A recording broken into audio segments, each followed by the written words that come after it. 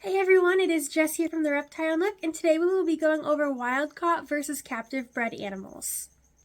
I'd like to give a quick disclaimer before we get too far into this video that our tortoises have been super active today, and you may hear them a little bit in the background in this video, so I apologize if you do hear that background noise.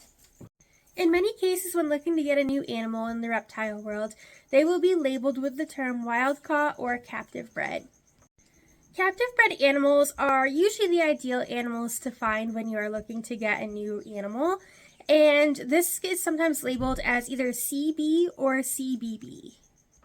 CBB stands for captive-bred and born, versus CB is just captive-bred, and the difference is sometimes that they are interchangeable, but also sometimes it means that with just CB, those eggs were taken from the wild and hatched out in captivity. When you do see this label, say you're at an expo or a reptile store, it's always important to talk to the person selling those animals and just get their full background of where these eggs were collected from, if they have info on the parents and things like that, just to make sure that you are getting the most information about that animal that you can get. On the contrary, wild-caught animals are often labeled as WC, which stands for wild-caught. These animals are taken directly from the wild and imported into wherever you are looking to get that animal, whether it's the United States or another country. And these animals are sometimes not as healthy as their captive-bred counterparts. Coming from the wild, they can sometimes have parasites or other diseases that can be detrimental to the animal, even if it's not bothering them in the immediate. And if you have other pet reptiles in the home, it's important to quarantine and get a vet check if you get a wild-caught animal to make sure that any of those parasites or other diseases that they may be asymptomatic for don't spread to your other animals. Not only is there a concern for disease and parasites with wild-caught animals, but these animals, because they are literally wild animals, they often aren't as acclimated to people as captive-bred animals would be.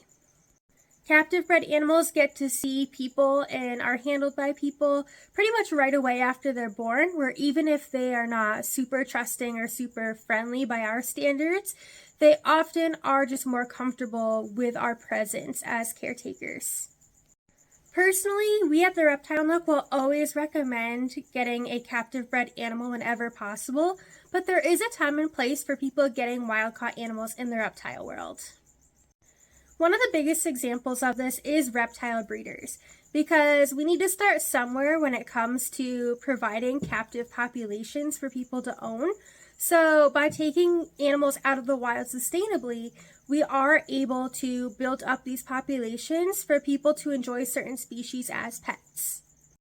Even the most common pet reptile species kept in the United States, such as the ball python and the bearded dragon, did have to start somewhere when it came to people keeping them and owning them.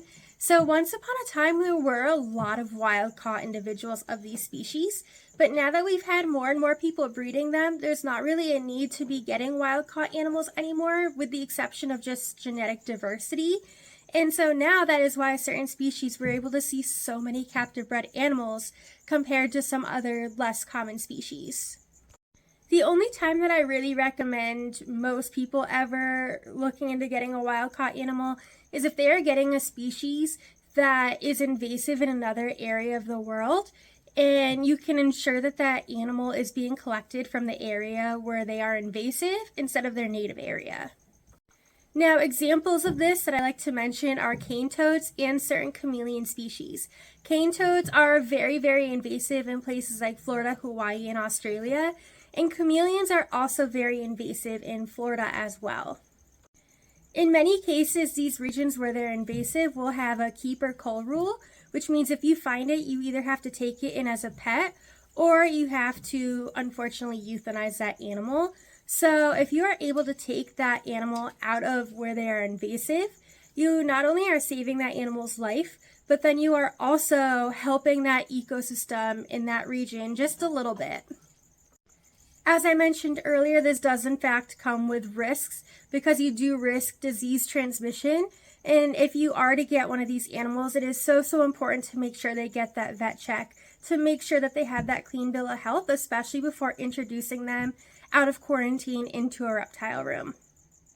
All in all, the majority of the time, unless you are a breeder or getting an invasive animal out of a certain area where they're invasive, I will always recommend that people find captive bred animals and choose those animals to take home as their pets. Thank you for watching. I hope you enjoyed. Please like and subscribe and stay tuned for the next video.